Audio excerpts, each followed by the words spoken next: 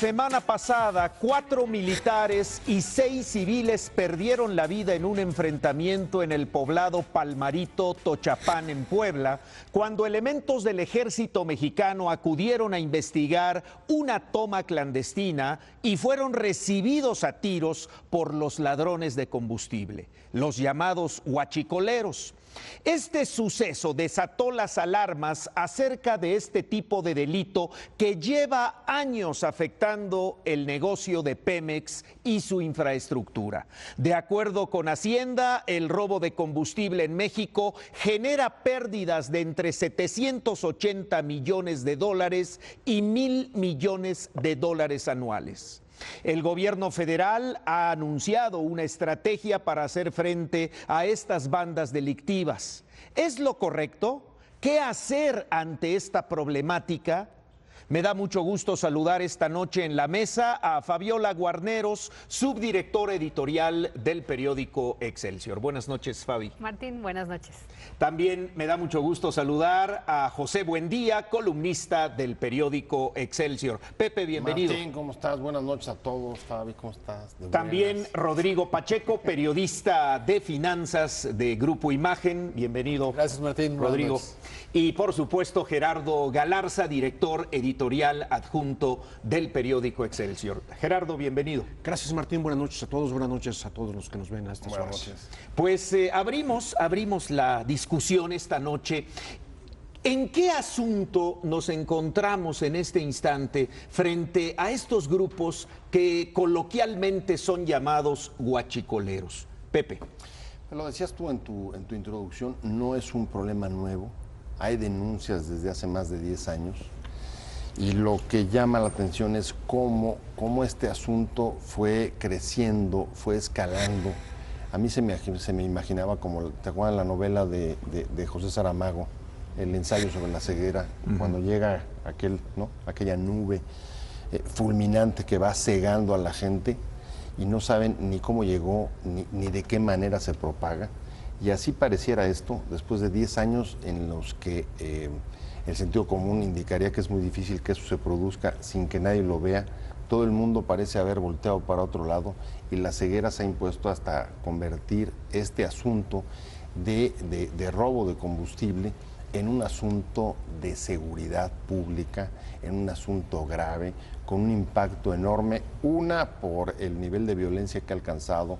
Lo citabas también en tu introducción, Martín, respecto a la confrontación con los militares. Ajá. 2, porque el asunto ha llegado al propio Gabinete de Seguridad y a Los Pinos. En efecto, se anunciaron ya algunas medidas para hacerle frente.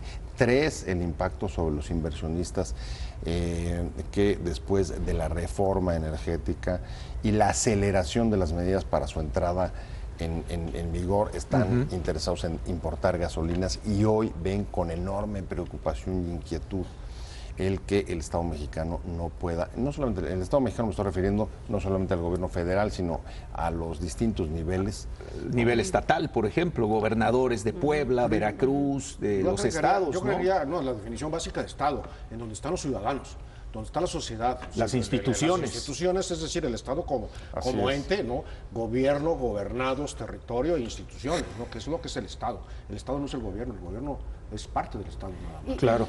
Sí. A ver, Fabiola, pareciera, dice Pepe Buendía, que nadie se daba cuenta y hoy de repente las instituciones del Estado salen a decir, tenemos identificados a fulano, a perengano, a alias perenganito, a estas bandas. Y dice uno como ciudadano, pues si ya lo sabían. Exactamente, ahí sí, creo que me gusta tu metáfora con el ensayo de la ceguera. Hoy vamos a coincidir. No, fíjate que no. No, porque en esta ocasión fueron las autoridades las que quisieron hacerse las ciegas. Es decir, podemos coincidir en la teoría de que a lo mejor la sociedad se empezó a envolver por esta nube que lo cegó. Y que incluso, como dice Gerardo, en la primera emboscada había niños y mujeres en primera fila para evitar el enfrentamiento con los militares y seguir pues robando el combustible. ¿Sería algo deliberado, una ceguera deliberada? Deliberada, pero ¿sabes qué?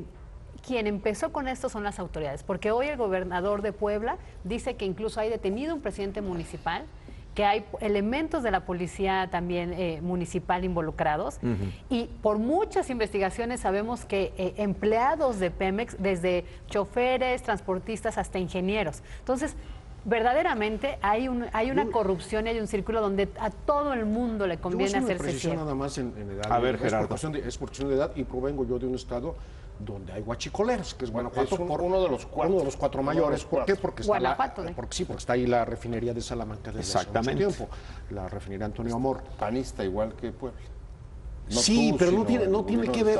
gobierno Es que esto rebasa colores. Estoy agregando nomás para el contexto. No, yo creo que no Para tiene el que ver con contexto. este contexto. Mira, por mi edad, puedo decir que hace más de 40 años, en Guanajuato, en la zona que ves, la parte del Bajío, pues ya había los famosos huachicoleros. Quizá el problema no era tan grave como ahora, ni estaban tan tecnificados. Sí, yo recuerdo de niño, que hace mucho tiempo de eso ya, que sacaban con bidones de estos que ahora se usan para el agua, de estos bidones de presión. De presión. Y con eso te vendían no solamente gasolina, petróleo todavía había en ese tiempo, el famoso combustóleo que se conocía aquí en la Ciudad de México y que en otras partes del país se le llamaba petróleo. E incluso el término de huachicolero, que ahora se ha vuelto muy nacional, pero que se utilizaba, ¿no? Tiene que ver también, huachicol tiene que ver con la clandestinidad. En algunos lados del país se utiliza para bebidas embriagantes, clandestinas de caña o de muy baja calidad, ¿no? Exacto. En algún estado como Zacatecas, el huachicol es una especie de mezcal combinado con agua de Jamaica o de estas bebidas frescas, pero tiene que ver con clandestinaje, con delito. Entonces, primero yo creo que sí me gustaría precisar, quizá 10 años para acá el problema se ha vuelto grave en el sentido de que la autoridad ha intervenido, pero todo mundo lo sabíamos, autoridades y ciudadanos. Advertido o intervenido. Estamos hablando de ganancias, dicen las autoridades, la Secretaría de Hacienda a través de MID, acaba de señalar hace unos días que se habla hasta de sí, exactamente, de $1,000 millones, Rodrigo, un negocio donde uno pensaría que la venta clandestina de combustible, como dice Gerardo Galarza, pues no te generaría grandes recursos, como sí existen, al grado de que las bandas criminales hoy tienen vehículos blindados para cometer este delito. Y es que al final, querido Martín, pues parecería que ya no estamos administrando la abundancia. Sin embargo, celebrábamos hace poco los resultados del primer trimestre de Pemex y tuvo ingresos de 384,000 millones de pesos, ganancias de poco más de 80,000 millones de pesos. Es decir, a pesar de que se roben 20,000 millones de pesos cada año, $1,000 millones, sigue siendo una empresa que alcanza en su vastedad para seguir generando recursos. Y me parece que hay un tema que se tiene que tocar para hablarlo de fondo y que se resuelva, y es las complicidades que hay, por ejemplo, en el tema del sindicato. Uno no puede pensar que desde hace 40 años, personal técnico, como son ingenieros que tienen que tener los conocimientos necesarios, les explota bastante poco, digamos, la incidencia de accidentes que tienen es realmente muy baja. Desveluca, ¿no? Puebla. Pero para la cantidad, cuando uno lee la cantidad de fugas que tienen, no de fugas, de robos que tienen estos ductos. 20,000 tomas clandestinas. Pues son unos maestros, ingenieros. Yo creo que ExxonMobil fácilmente los contrataría como ingenieros por la creatividad, la iniciativa. Si no se habla del sindicato petrolero, de las complicidades que se han construido y que son justamente las desde arriba, se va generando la posibilidad de los espacios de corrupción y por supuesto de robo. Llama la atención, Pepe, que en esta parte de lo que dice Rodrigo de la sofisticación de los ladrones de combustible, porque yo no me imagino yendo a escarbar la tierra a ver dónde hay un ducto de Pemex y picarle para que me robe yo el combustible. Me explota el ducto, tengo que saber a qué hora pasa el combustible por ese ducto. ¿Qué tipo de combustible? Y también qué tipo de combustible voy a sacar. Es decir, hay una red enorme de complicidades. Ahora bien, este tema de los sindicatos y el tema de quienes desde adentro les dan los pitazos a quienes se roban el combustible, te habla de una gran red de complicidades donde incluso llama la atención los grupos que hoy se dedican a este delito surgieron del crimen organizado con el tráfico de drogas. Se habla de Zetas, se habla del cártel del Golfo, se habla de otros grupos criminales que empezaron en el narcotráfico, ¿no? Bueno, sí, yo creo que hay más ciegos de lo que pensamos, sin duda, y el nivel de complicidad involucra a muchísimos actores. Comenzando porque, a ver, hasta donde yo entiendo, ustedes me corrigen, pero buena parte de los ductos de Pemex corren paralelos a las autopistas. Es decir, no estamos hablando de lugares intrincados, metidos dentro de zonas rurales de difícil acceso.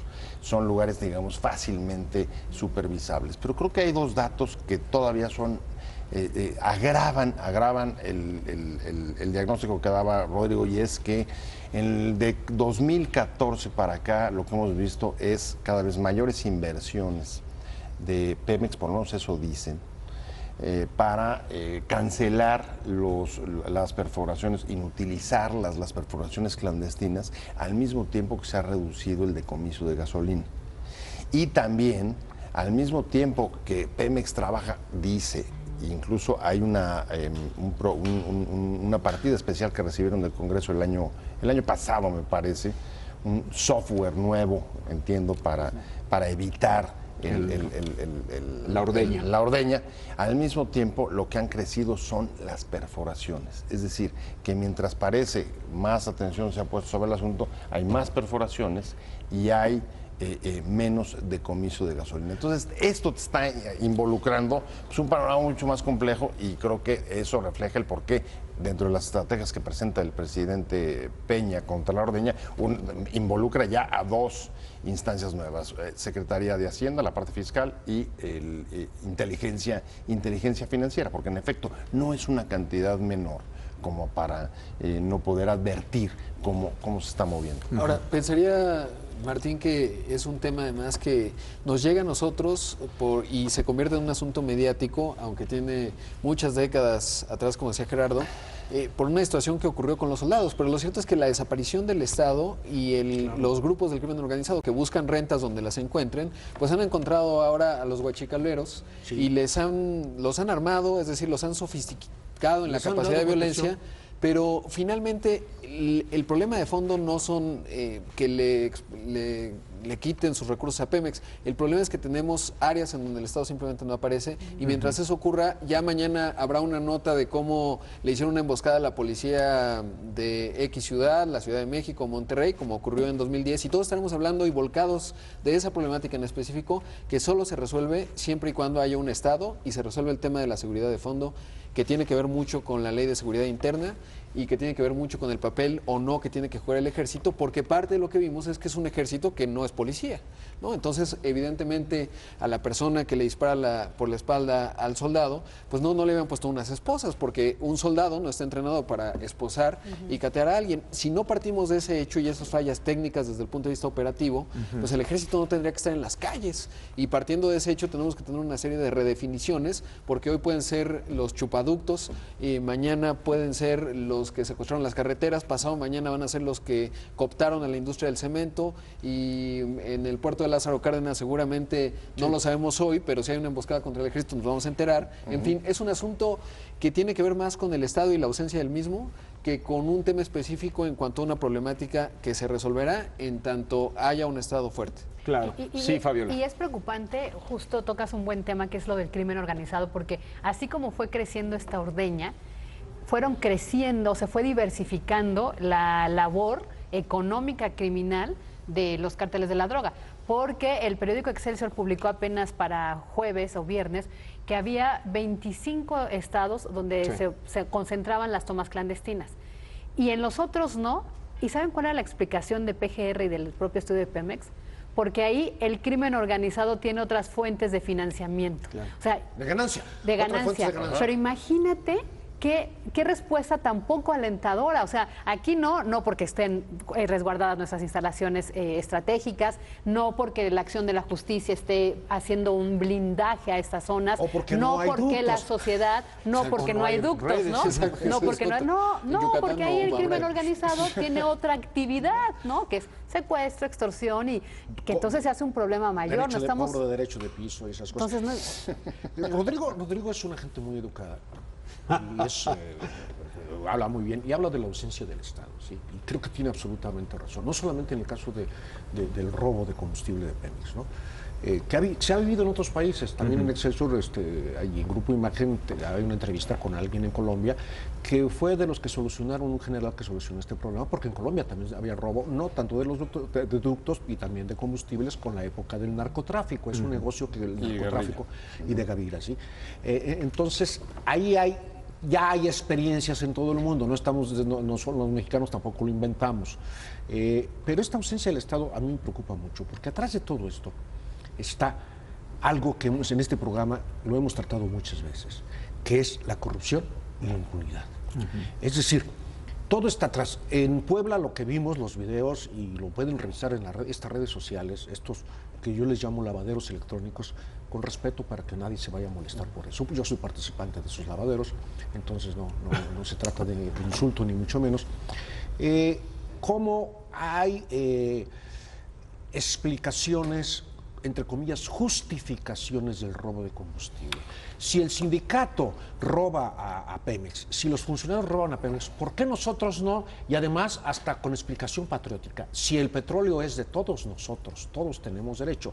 Y entonces se vuelven los guachicoleros una especie de Robin Hood, a los que los propios habitantes de los poblados, ya sean grandes o pequeños, intentan proteger, y la corrupción se nos volvió no un cáncer, la corrupción se nos volvió la cotidianidad, lo que vivimos todos los mexicanos. Y después la impunidad, que es un círculo vicioso. Primero la corrupción, no hay ninguna reacción. Lo mismo para el que se roba, el guachicolero que saca el combustible, que el que hace negocios con el sindicato o el funcionario que dio un contrato, una licitación, todo va. Y entonces nos convertimos, yo lo he repetido varias veces, en un país de cínicos. Y como dice Rodrigo, cuando ocurren los hechos que ocurrieron en Puebla esta semana con 10 muertos en un enfrentamiento, y luego los videos tanto de la ejecución de un civil como de la ejecución de un militar, hay que decirlo abiertamente, bueno, pues viene el escándalo y todos estamos muy escandalizados y todo el mundo sabemos de estas cosas y intentamos hacer soluciones. Cuando el problema está grave, está ahí.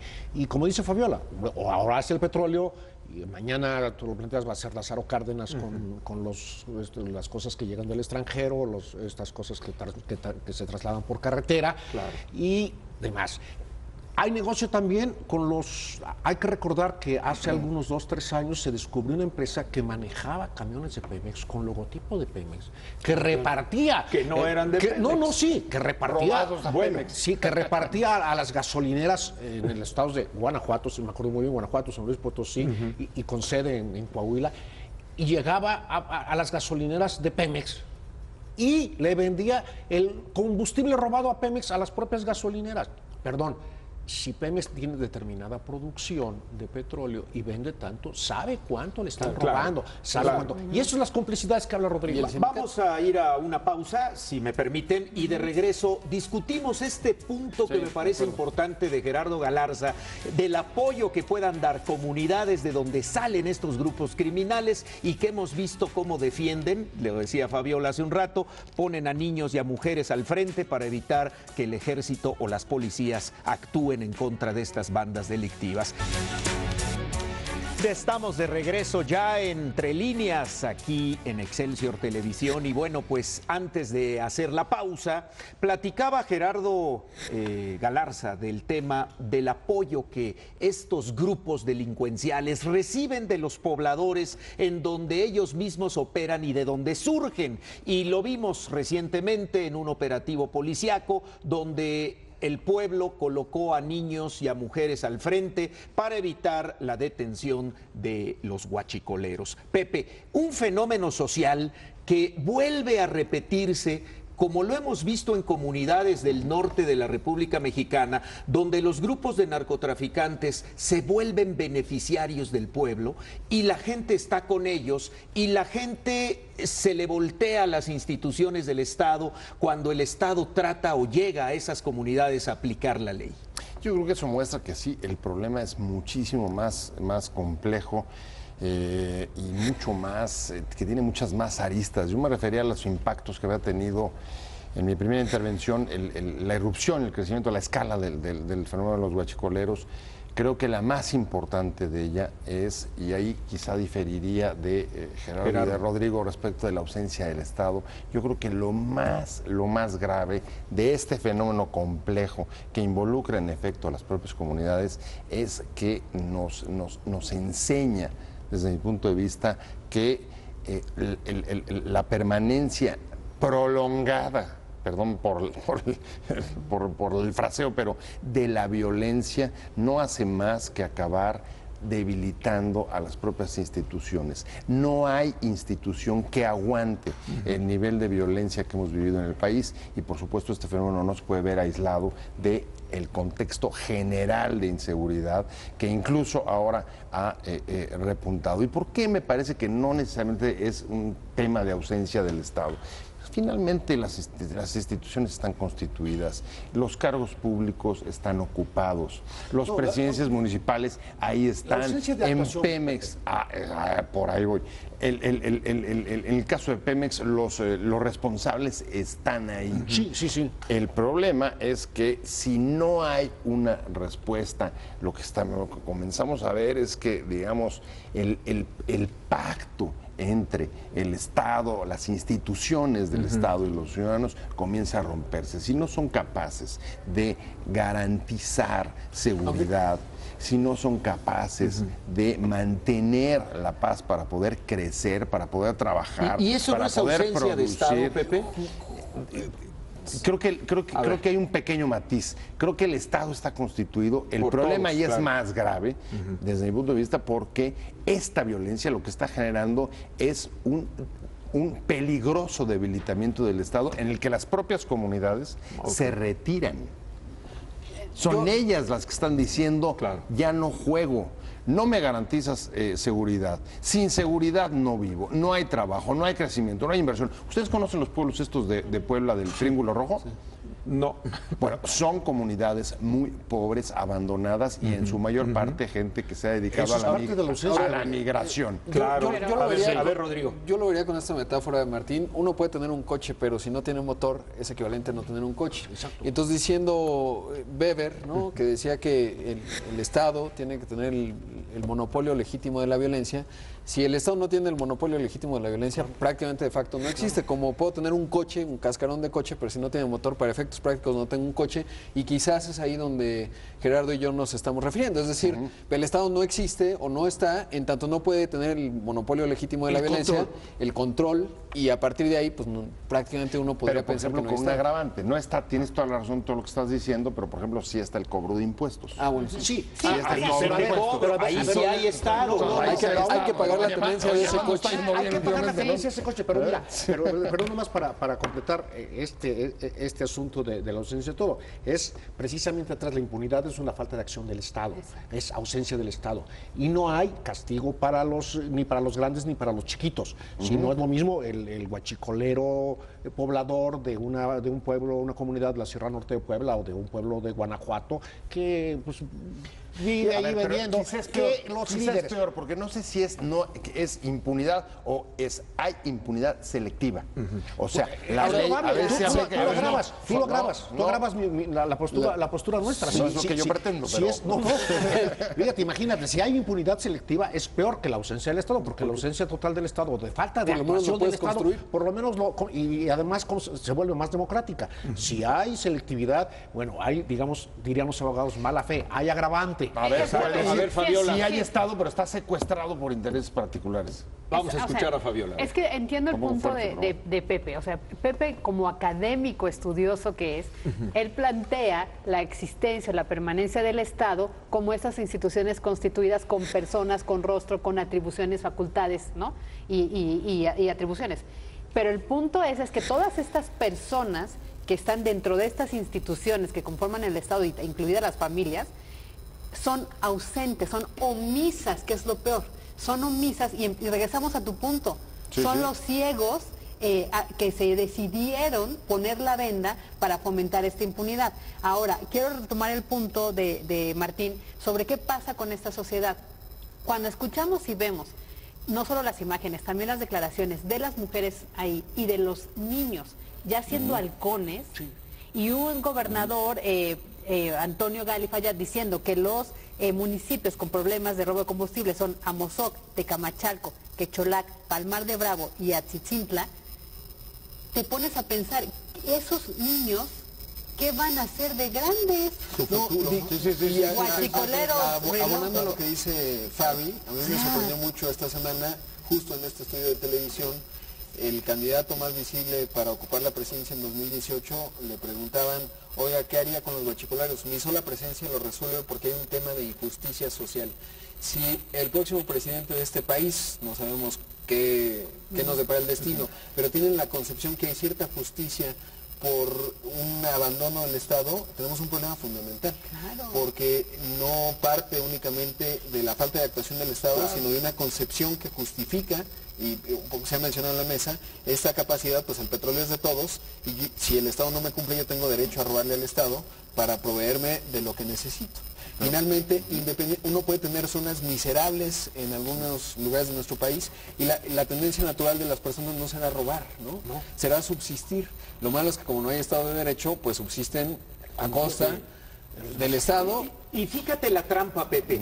El concepto de honestidad nace de un valor personal. El concepto de impunidad nace de una estructura legal que no funciona, corrompida, y que genera el que no se sancione a quien viola la ley por ineficacia de las instituciones del Estado o por ausencia de quienes encabezan esas instituciones del Estado. A ver, lo académico. Justo, yo también salgo de lo académico. Déjame ir a lo A ver, político. Pepe, vamos a dejar que Vamos a los explique. datos. En efecto, entiendo el concepto de ausencia, pero tan me parece que no es así, y es que tú decías, no actúan por omisión.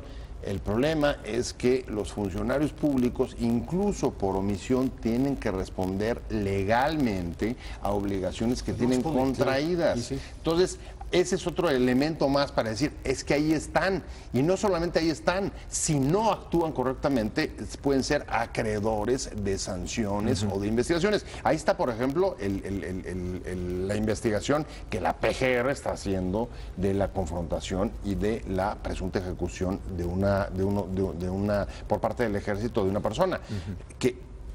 Pero lo haya hecho bien o lo haya hecho mal, ahí había un representante del Estado que actuó. Pero ahí no solamente hay que investigar. La PGR tiene que investigar el asesinato de 10 personas. Los militares son mexicanos, son partes del Estado mexicano. Sin duda. Y también tienen derechos humanos como todos los demás. La Comisión Nacional de Derechos Humanos nunca los va a defender porque es una comisión muy parcializada y políticamente bien correcta en este país. Últimamente la Comisión de Derechos Humanos no defiende a nadie.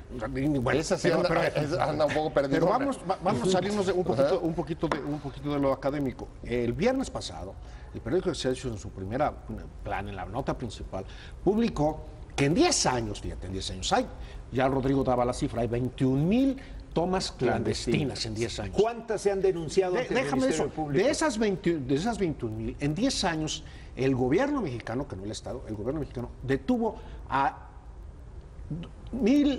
2,900 personas en números cerrados. O sea, más o menos como el 10% de las tomas clandestinas. Exacto. De esas 2,900, solo 1,600 fueron consignadas.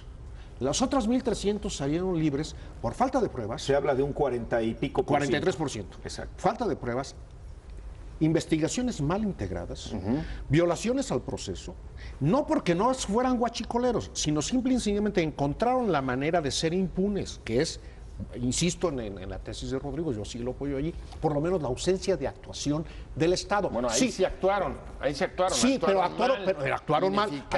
Ineficaces, ineficaces por corrupción. O ausencia, y o ineficacia, o colusión. En el caso de omisión. Entonces, ese es el problema que estamos, perdón, ahora sí que te echamos montón. Sí. Pero, ya me di cuenta, pues no importa. Pero Rodrigo ahorita va a recapacitar. Pero lo que ocurre es que yo insisto en el grave problema que vivimos en nuestro país, corrupción e impunidad. Ese binomio nos está llevando a todos lados. Antes de desviar nada más un punto, pero fíjense lo que está publicándose en otras primeras planas, ¿no? No digo que en el grupo, porque creo que el grupo, desde Imagen, Excelsior, Televisión y Periódico, el tema del robo de combustible siempre ha estado en primera plana desde hace 10 años, ¿no? Sí. Pero fíjense lo que los otros medios están retomando. Están retomando y están haciendo un gran escándalo por la investigación de ese hecho concreto del ataque. Y el gran escándalo ahorita en medios y en redes y en los políticamente correctos es ¿por qué los militares dispararon? ¿Sí? Sí, y claro. estamos dejando de lado el verdadero No, problema, que es problema el que robo es del combustible. La definición del Estado en la calle. Porque ¿qué pasa? Cuando un soldado detiene a una persona y un juez lo deja libre y esa persona que sale libre va a amenazar la vida no solo del soldado, de la familia del soldado, la decisión lógica y racional, y aunque suene políticamente muy incorrecto, pues será mejor lo ejecuto antes de que un juez lo deje salir y cuando salga va a matar a mi familia, porque además los soldados ganan muy poco dinero, tienen un gran amor al país y encima de todo pues son atacados, y cuando cometen un error, porque claramente es un error, porque no les han definido un buen marco legal, ni están capacitados para poner esposas, para catear a un personaje, están capacitados para defender al país, para enfrentarse y para matar. A ver, ahí hay un punto interesante. La presencia o la percepción del Estado en la calle. No es tanto de ausencia. Si atendemos, por ejemplo, una encuesta que publicó Parametría esta semana, en la que mide quién a los ojos de los ciudadanos tiene mayor poder en este país. Y están asignando cerca de 38% de los encuestados al crimen organizado versus 28% al presidente Peña Nieto. Es decir, Y el ejército está abajo del 10%. Y está bajo el 10%. Es decir, ahí están las instituciones, sí se les está viendo. El problema es el peso, el debilitamiento, y regreso a mi tesis, del debilitamiento de las instituciones nos conduce a una situación incluso peor, Gerardo, que solamente que el Estado se haya ido de vacaciones. No se fue de vacaciones. Es peor. La diferencia contigo, de Rodrigo, es que nosotros somos más alarmistas. Pero incluso vámonos más allá, que tiene que ver con todo esto. O sea, esto está pasando en Puebla por un caso concreto, por robo de combustible. Pero justo lo que estás diciendo, y es que sí se complementan las dos visiones. Y en la ausencia del Estado, ¿qué pasa ahora en Guerrero? Que grupos otra vez armados para defender lo que es suyo están en las autodefensas famosas, están cayendo en actos de impunidad y criminalidad y también se están relacionando con el crimen organizado. Pero ¿por qué sucede eso, Pepe? Respóndeme, ¿por qué? Bueno, a ver, creo porque no hay Estado. ¿O bueno, por qué? Por ineficiente, a lo mejor. Creo que de entrada, si tú ves un debilitamiento, si tú ves un enorme debilitamiento de las instituciones, al mismo tiempo que los que sí están ahí, los que sí puedes ver, esos agentes, representantes del Estado, cargos electos, ves que utilizan el poder público para, con fines privados, para corromperse. Ya no, ni siquiera me meto a la colusión con Pemex. Simplemente, si volteo y digo, a ver, Pemex, bien de toda la nación, y los que están ahí hacen uso privado de los recursos públicos, y yo, ¿por qué no? Ese me parece que ese me parece el problema. Ese es claro, Rodrigo y yo. ¿Qué es lo que viene? El debilitamiento. Me parece que es producto justamente de un mayor debilitamiento de las instituciones. Claro. Yo lo voy a poner al revés, Pepe. Lo hemos dicho, Puebla y Guanajuato. No Tamaulipas es otra cosa. Puebla y Guanajuato no tenían problemas aparentemente de narcotráfico, aparentemente. Había problemas de huachicoleros, había problemas de robo de combustibles desde hace muchos años, incluso en Puebla. ¿Por qué? Porque pasa la tubería que viene de Poza Rica, de Tuxpan y todo. Llega a la Ciudad de México. Llega a la Ciudad de México y demás. Y ahora resulta, de acuerdo con las investigaciones, lo que conocemos, que en el caso poblano, pues está metido, tú lo citabas, Martín, los Zetas, el cártel del Golfo y demás.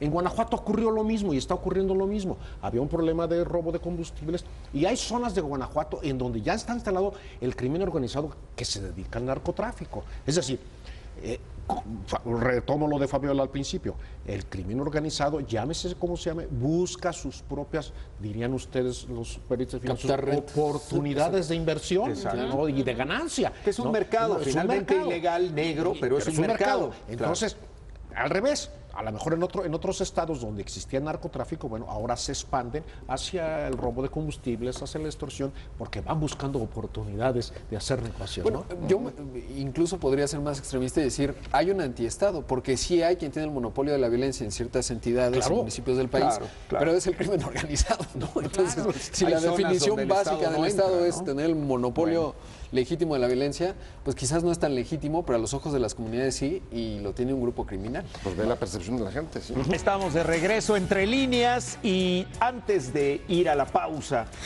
el tema que ahora vamos a abordar tiene que ver precisamente con esta percepción ciudadana de quién tiene realmente el control de las comunidades, quién controla la sociedad, quién tiene más poder, incluso suprainstitucional. Y hay una encuesta muy interesante que mencionaba Pepe Buendía sobre lo que la gente, los encuestados, opinaron en relación a este poder. Visto de esta forma, Pepe, ¿qué futuro inmediato nos depara frente a estos problemas sociales de grupos delincuenciales que han hecho de su modus vivendi el ordeñar ductos de toda una empresa del Estado que tantos años nos han vendido que es de nosotros los mexicanos y que hoy atraviesa por estas cuestiones problemáticas?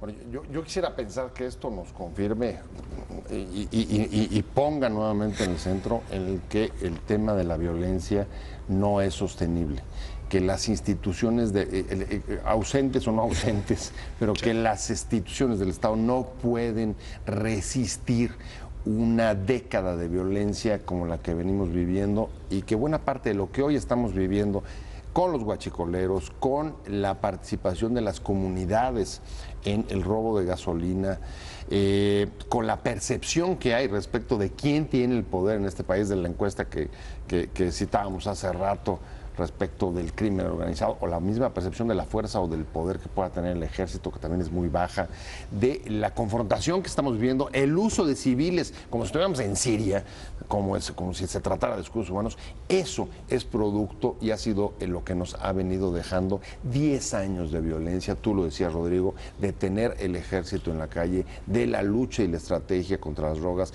y para combatir al crimen organizado, y que no solamente no se ha logrado y conseguido los objetivos que pretendían, sino todo lo contrario, ha generado nuevas espirales de violencia y casos, en efecto, como la presencia sin protocolos, sin, digamos, reglas claras de actuación de los militares, que dan por consecuencia un agravamiento de la propia violencia y, en definitiva, un mayor debilitamiento. Pues eso de las instituciones que hace una década tenían otro nivel de prestigio. Los militares, a pesar de ser una institución que sigue teniéndolo, por supuesto es mucho menor, y de ahí para abajo. De ahí nos vamos al gobierno federal, nos vamos al gobierno de los estados, las policías. Es decir, la violencia ha sido, esa, para usar la metáfora, ese viento blanco que fue cegando a las propias instituciones del Estado mexicano y que hoy nos tiene absolutamente, pues, digamos, sin luz sobre cómo atacar un problema que estalla en un estado tras otro como una hiedra de 1000 cabezas. Sí. Fabiola. Perdón, a mí me preocupa sí mucho el futuro, Martín, porque regresando a todas estas situaciones, estas comunidades, ¿por qué la percepción de los ciudadanos, no quizás los que viven aquí en la capital del país, sino en estas zonas de regiones apartadas, donde hay pobreza, donde hay marginación, donde no hay todavía los centros de salud y cuando los hay no hay medicinas, etcétera? ¿Por qué hay esa percepción de que el narco es más poderoso que el ejecutivo, que el ejército mismo? Porque los ven operar todos los días. Y porque algo que decía Galarza me hizo reflexionar, que es lo que quiero compartir con ustedes. Imagínate un crimen organizado que se dedicaba, por ejemplo, pues al trasiego de las drogas, a la fabricación de metanfetaminas, a pasar ya cocinada la heroína a Estados Unidos. De repente le empiezan a bombardear ese negocio, se empieza a diversificar y hace alianzas con pandilleros de Chihuahua para explotar y cobros de extorsiones, se hace alianzas con Morelos para los secuestros. Entonces voltea a Guanajuato y Puebla y dice, ok, aquí no puedo pasar, solo es ruta de trasiego, pero hago alianzas con los guachicoleros y entonces se hace más poderoso. Entonces, el que está viviendo ahí ve que quien está actuando y operando es el crimen organizado. para desgracia de muchos, para beneficio de esa sociedad. ¿Por qué? Claro. Porque el Estado dejó que esa hambre, que esa pobreza hiciera un hueco que explote el crimen organizado y que el ciudadano ve que se hace alianza con el huachicolero, que el huachicolero nació ahí, es mi tío, mi paisano, mi primo, mi padrino. ¿No? Entonces, Parte de la eso, comunidad, parte de la comunidad. ¿Qué es lo que está pasando con, perdón que regrese con Guerrero y los tequileros? Que esas autodefensas que se levantan para ir en contra del tequilero y que ahora tienen tomado un pueblo y que es otro foco rojo de gente desplazándose de la sierra, pero esos también pertenecen a otras familias y entonces se están enfrentando familias con familias. Porque no hay cabida. Y si lo vemos en la Ciudad de México y empezamos a ver los asaltos en vía Calzada de Tlalpan, porque un comando puede llegar armado y sacar todos los electrodomésticos y después un Sanborns y después así, entonces, y hay una tragedia de tipo de desastres naturales y entonces la gente va y saquea las tiendas. Sí, hasta que no lleguemos a Monterrey, año 2010, y tengamos en los puentes colgados, pero de periférico. Ahora, yo diría, Martín, y hay una discusión de fondo que hemos tenido a lo largo de esta administración, y es un problema el de corrupción de naturaleza de los mexicanos, y mi respuesta sería totalmente no. Alguna vez un académico decía, pues es un tema de las sociedades latinas, son corruptas, y yo decía, ¿y por qué cuando los 20 millones de mexicanos que viven en Estados Unidos cruzan la frontera? Son los mejores, trabajan mucho, respetan más o menos prácticamente todas las leyes, son muy productivos, los quieren, etcétera. Bueno, ahora con Trump ya no los quieren tanto, pero el asunto es, ¿por qué ocurre eso? Y en realidad hay 3 reglas que es, digamos, en donde tiene mucho que ver el Sistema Nacional Anticorrupción. Por un lado me decía, es que las reglas son claras. Uno tiene que saber, si yo me paso el alto, me multan. Luego el castigo tiene que ser inmediato, porque si yo me paso un alto y a lo mejor me van a multar en 6 meses, pues no importa. Haces, ¿no? Y más importante aún, no tiene que tener reconocimiento social. Si yo me paso un alto, la sociedad debería decir, mira, ese es el que se pasa los altos, es terrible. Desafortunadamente en ese tercer punto, sí hay reconocimiento social orientado a la prosperidad, es decir, el narco que tiene su casota, pues todos van y le piden cositas al narco, ¿no?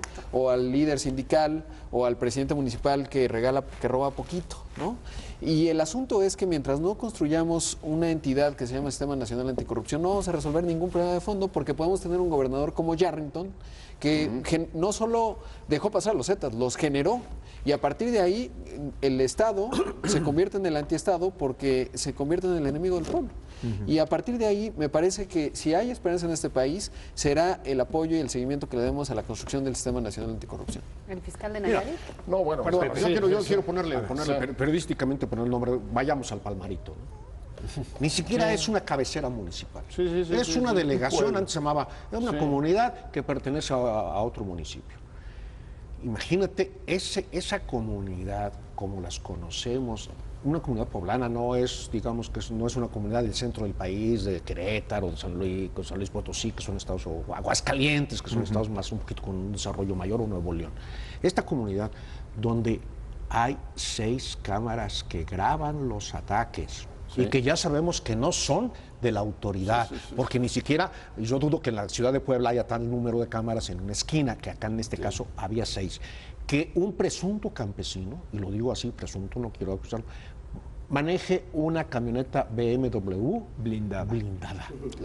No, caray, esto significa algo. Además, no significa corrupción, significa impunidad, significa enriquecimiento, pero también lo que dice Fabiola, significa ejemplo para los niños, significa ejemplo para todos de lo que puede ser el violar la ley, el salirte tantito, como dicen, como diría la Jean, social, ¿no? Como decía la Jean, salirte tantito de la ley y tener todos esos beneficios que van. Entonces, pongamos los datos y pongámoslo así periodísticamente, más allá que académicamente, de lo que está ocurriendo en esta comunidad. Y luego, pues bueno, llega el ejército.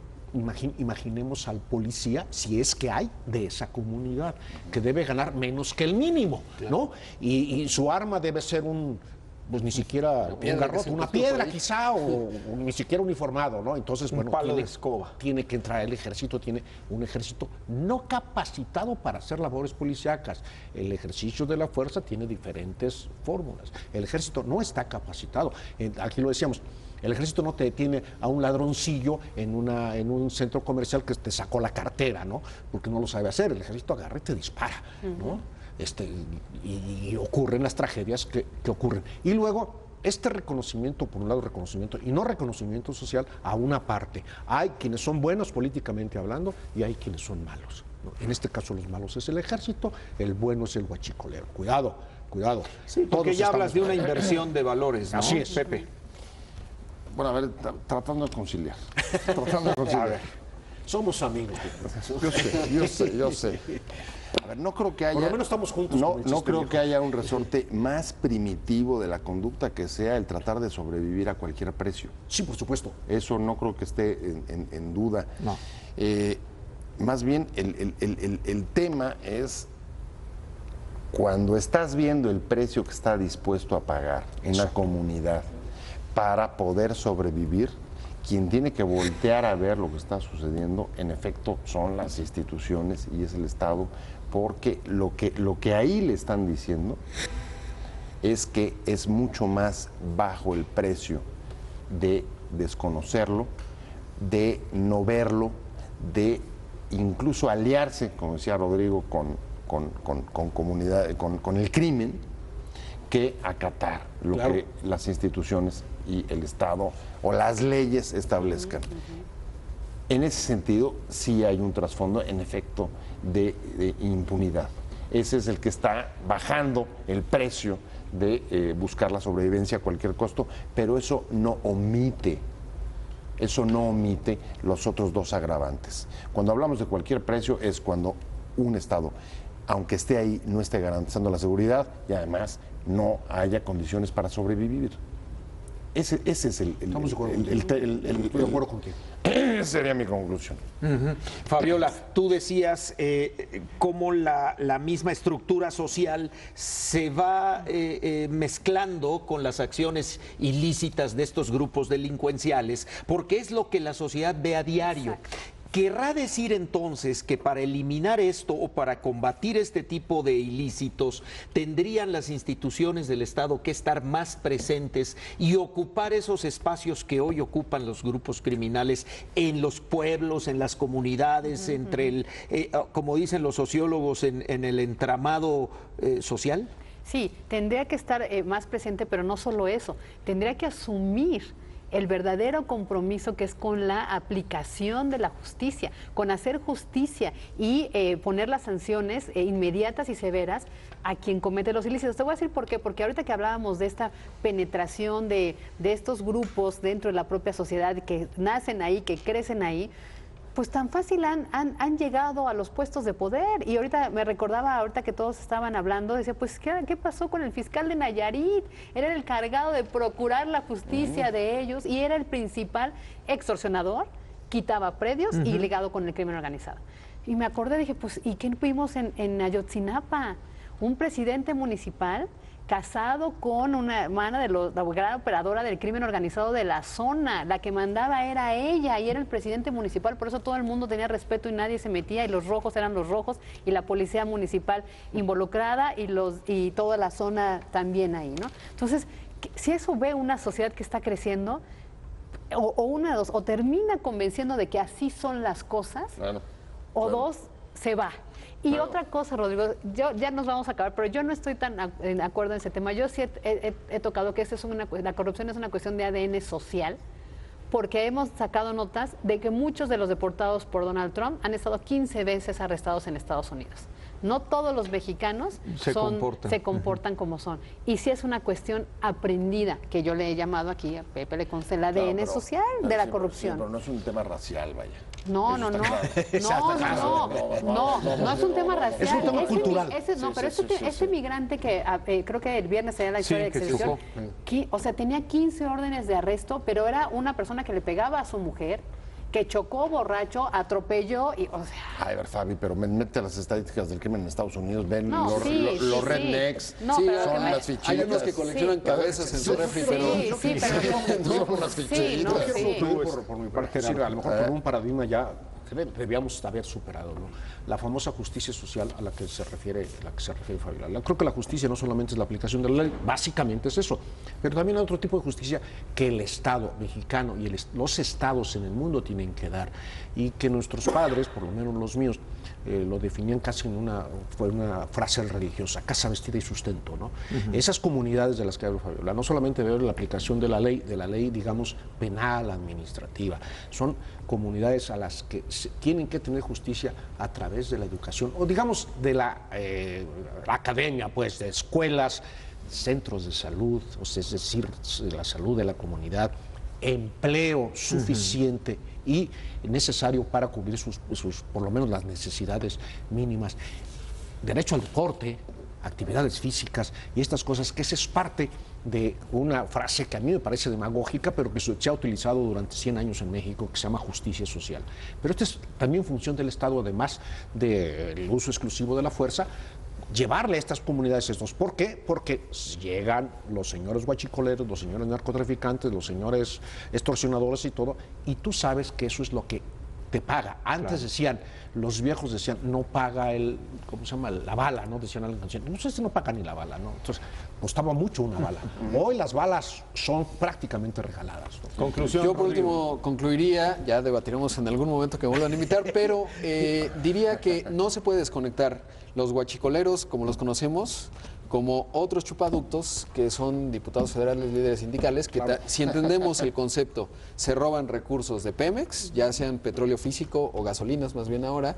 Si se lo roban también desde otras formas, prebendas, más o menos es lo mismo, cuotas. Pero si tú ves como sociedad, continuando con lo que decía Fabi, que el señor se sienta en un jet privado, pero además es diputado y por lo tanto tiene fuero, difícil desconectar los dos asuntos, y a partir de ahí se construye la legitimidad que nos permitirá avanzar como país. Por lo tanto, regreso al punto, si no construimos el Sistema Nacional Anticorrupción, no de personajes y caudillos, sino de instituciones, entonces este asunto no se va a resolver, y en 5 años estaremos discutiendo de algún otro fenómeno específico que ocurre del crimen. Y ahí entra mucho, Pepe, ya para concluir esta mesa, el tema de cómo lo percibe la gente en la calle, el de los guachicoleros. Mucha gente a nosotros nos ha comentado en los programas de Grupo Imagen que la gente piensa que esto es otra cortina de humo, que de repente es la moda y se nos va a olvidar en 2, 3 semanas, y dentro de 3 meses vendrá otro tema, y así sucesivamente. Bueno, la suspicacia, ¿no?